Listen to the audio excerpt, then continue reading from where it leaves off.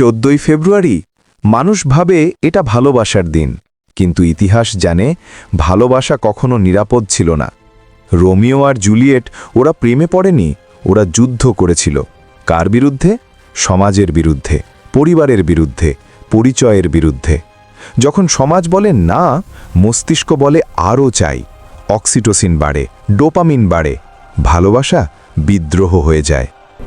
এবার ভাবো শাহজাহান, তিনি কি শুধু স্ত্রীকে ভালোবাসতেন, নাকি তিনি মৃত্যুকে হারাতে চেয়েছিলেন? তাজমহল শুধু প্রেমের স্মৃতি না, এটা মানুষের প্রাচীন ভয়, আমি হারিয়ে যাব।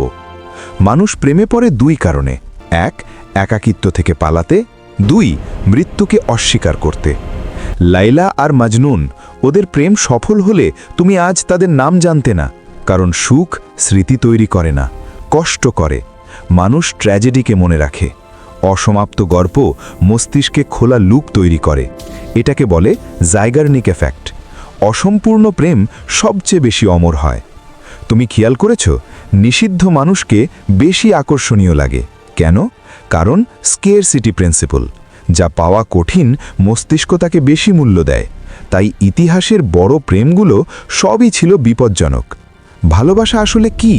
এটা বায়োলজি, এটা কেমিক্যাল, এটা বেঁচে থাকার প্রোগ্রাম।